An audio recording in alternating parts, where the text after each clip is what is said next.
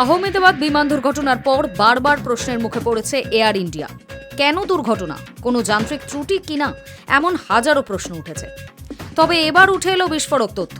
গত এক বছরে নাকি দেশের অসামরিক পরিবহন ক্ষেত্রের নিরাপত্তার জন্য কেন্দ্র বরাদ্দ করেছে মাত্র ৬৫ কোটি টাকা। যাত্রী সংখ্যার নিরিখে ভারতের অসামরিক বিমান পরিবহন শিল্প বিশ্বের তৃতীয় বৃহত্তম। প্রতি বছর লক্ষ লক্ষ যাত্রী বিমানে যাতায়াত করেন, সেখানে নিরাপত্তার জন্য বরাদ্দ মাত্র ৬৫ কোটি। উদ্বেগ প্রকাশ করেছিল সংসদীয় কমিটি, কিন্তু সেই উদ্বেগে বিশেষ পাত্তা দেয়নি কেন্দ্র, বাজেটও বাড়ানো হয়নি। গত মার্চে রাজ্যসভায় ভ্রমণ, পরিবহন এবং সংস্কৃতি মন্ত্রক সংক্রান্ত স্ট্যান্ডিং কমিটি সংসদে একটি রিপোর্ট পেশ করে।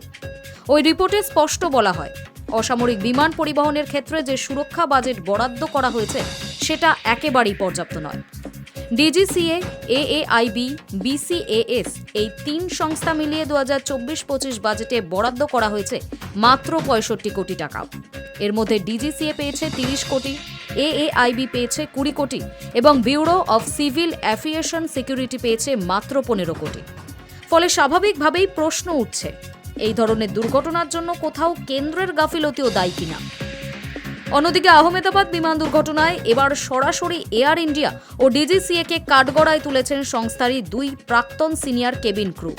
তারা এই ব্যাপারে প্রধানমন্ত্রী নরেন্দ্র মোদীকে চিঠি লিখে সিবিআই তদন্তেরও দাবি করেছেন।